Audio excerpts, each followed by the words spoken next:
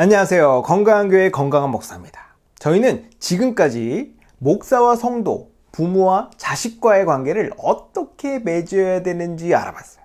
이제는 부부관계에 대해 다루려고 합니다. 결혼은 제2의 인생이라고 말하죠. 사람이 맺을 수 있는 관계 중에서 가장 긴밀하고 친밀한 관계는 부부관계예요.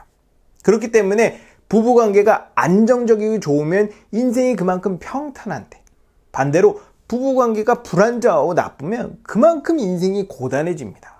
뿐만 아니라 부부관계는 신앙에도 굉장히 큰 영향을 줘요. 그래서 성경은 남편과 아내의 관계에 대해서 많은 얘기를 하죠. 이번 시간에는 부부관계 중에서 남편이 아내에게 어떻게 행동해야 되는지 알아보고, 다음 시간에는 아내가 남편에게 어떻게 행동해야 하는지를 알아보도록 하겠습니다. 성경은 남편에게 아내를 어떻게 대하라고 말할까요? 건강한 인간관계 맺기 12강, 남편은 아내를 어떻게 대해야 할까라는 주제로 강의하도록 하겠습니다.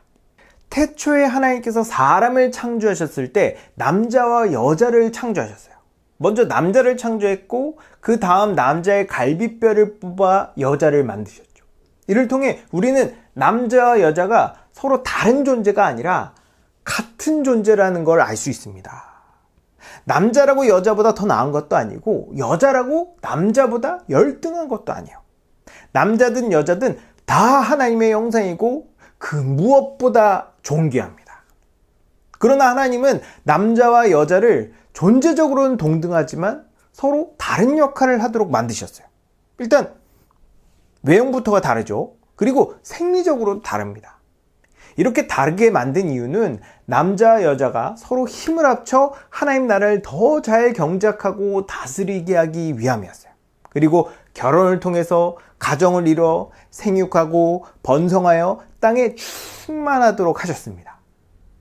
만약 결혼이 성경적으로 잘 되어진다면 부부 관계만큼 하나됨과 친밀함을 경험할 수 있는 곳은 없을 거예요. 그러나 안타깝게도 남자와 여자가 하나님께 죄를 지으면서 관계가 깨지게 되죠. 원래 남자와 여자는 서로 돕는 존재로 창조되었는데 죄 때문에 서로 대적하고 이용하는 사이가 돼버렸어요. 오랜 기간 동안 신체적으로 강한 남자가 여자를 지배하고 다스렸습니다. 동시에 여자도 남자를 유혹하고 뒤에서 조종했죠.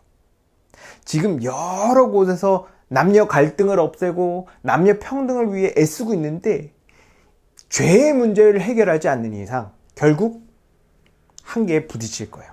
죄는 관계를 깨뜨립니다. 그래서 비그리스도인의 결혼은 관계가 좋아지는데 한계가 있어요. 하나 되길 바라지만 하나가 될 수 없습니다.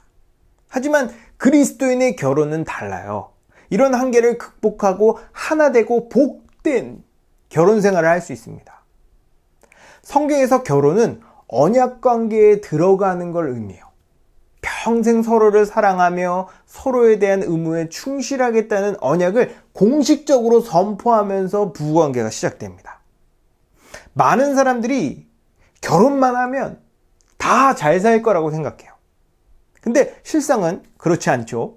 오히려 결혼하기 전에는 문제가 되지 않았던 것이 함께 살면서 문제가 되는 것이 굉장히 많습니다. 예를 들면 치약을 밑에서부터 짜는 것을 가지고 갈등이 생겨요. 이런 사소한 것에서부터 여러 가지 갈등을 하나하나 극복해 나가면서 화목한 가정을 이뤄야 하는 과제들이 부부들에게 주어집니다. 그럼 어떻게 화목한 결혼 생활을 할 수 있을까요? 에베소서 5장 25절을 보면 남편에게 이렇게 말합니다. 남편들아, 아내 사랑하기를 그리스도께서 교회를 사랑하시고 그 교회를 위하여 자신을 주신 것 같이 하라. 성경은 남편에게 아내를 사랑하라고 말합니다. 너무 당연한 말이죠. 근데 여자에게는 사랑하라는 말이 아닌 다른 명령을 해요. 성경이 남편과 아내에게 서로 다른 지시를 하는 건 서로 신경 써야 할 부분이 다르기 때문입니다. 아담과 하와가 죄를 짓고 하나님은 죄에 대한 형벌로 아내는 남편을 원하고 남편은 아내를 다스릴 것이라고 말해요. 오랜 기간 동안 남편은 아내를 다스렸습니다. 지금 우리나라는 약간 반대가 된 것 같은데, 아무튼 아직도 세계 곳곳에서 아내를 지배하는 남편들이 많이 있습니다. 우리나라도 많이 좋아졌지만 권위적이고 가부장적인 모습이 많이 남아있어요. 남자가 여자를 지배하려고 하는 건 죄의 저주이자 죄의 흔적입니다. 원래 남자와 여자는 서로 협력하는 관계였지 경쟁하는 관계가 아니었어요. 죄가 이 협력 관계를 상하 관계 또는 경쟁 관계로 바꿔놨습니다. 이 상태에서 결혼하니까 세상 사람들은 결혼해도 행복하지 않은 거예요. 그러나 그리스도인은 이 죄의 저주에서 해방됐기 때문에 상하 관계가 아닌 협력 관계로 지낼 수 있습니다. 성경은 남편에게 아내를 지배하려 하지 말고 사랑하라고 말합니다. 많은 사람이 이 사랑에 대해서 오해하는데 사랑을 감정으로만 봐요.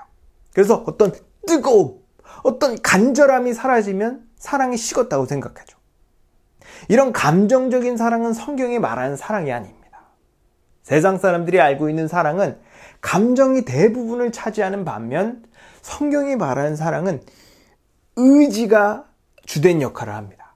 감정의 최대 약점은 너무 쉽게 변한다는 거예요. 그래서 감정이 사라지면 더 이상 이 관계를 유지할 이유를 못 찾게 되고 금방 헤어지게 됩니다. 빈약하기 짝이 없죠. 하지만 성경이 말하는 사랑은 감정으로 좌우되지 않기 때문에 감정이 약해져도 관계를 계속 유지할 수 있어요. 그리고 목적과 방향이 분명하기 때문에 시간이 지날수록 관계가 더욱 견고해집니다. 사랑에는 여러 요소가 있지만 성경이 남편에게 요구하는 사랑에는 특별히 희생이 강조되는 걸 볼 수 있어요. 왜냐하면 하나님께서 남편에게 아내를 가르치고 지도할 수 있는 권위를 줬기 때문입니다. 오해하지 말아야 하는 게 남편에게 아내를 가르치고 지도할 수 있는 권위를 줬다고 남편이 아내보다 우월하다던가 지위가 높은 게 아니에요. 역할의 차이가 있는 겁니다.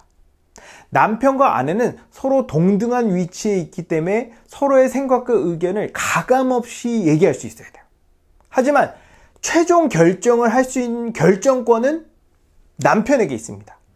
그래야 서로 의견이 달라도 결정을 하고 앞으로 나갈 수 있기 때문이에요.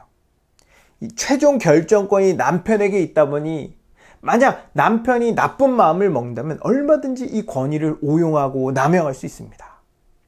오랜 기간 동안 이 권위는 오용되고 남용되어 왔고 그로 인해 많은 가정이 깨지고 상처를 받았어요.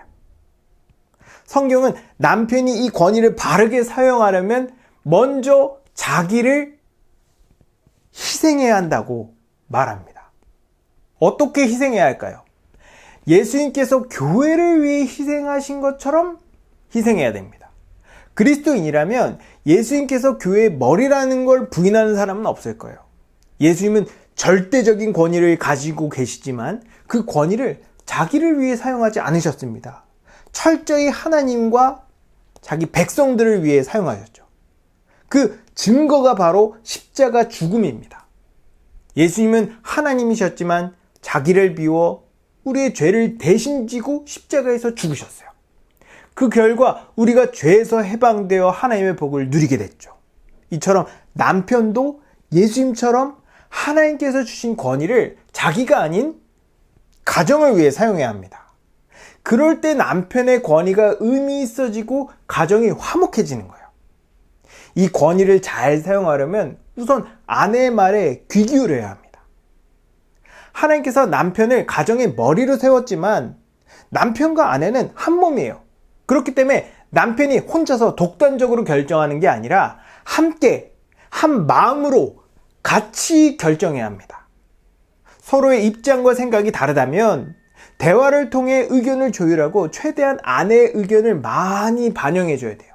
그리고 가정의 목적과 방향성에 큰 문제가 없다면 양보하고 희생하는 것이 좋습니다. 그러나 만약 가정의 전체적인 목적과 방향에 맞지 않고 안 좋은 영향을 미칠 것 같다면 온유하고 겸손하게 설득하고 하나님께서 주신 권위를 사용해야 돼요. 그럼 어떤 결정을 하더라도 가정이 평화롭고 질서 있게 될 겁니다.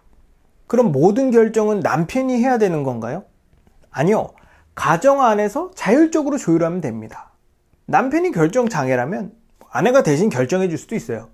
중요한 건 서로 충분한 교제와 대화 속에서 성경적인 결정을 해야 한다는 겁니다. 그리고 남편은 가정의 머리로서 책임 있는 결정과 행동을 해야 하는 거고요. 성향상 아내가 더 결단력과 추진력이 있다면 남편은 아내에게 결정권을 맡길 수 있겠죠.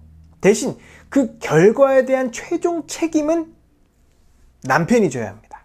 만약 남편과 아내가 충분한 대화 속에서 성경적으로 옳은 결정을 한다면 반드시 그 가정은 화목하고 행복해질 거예요.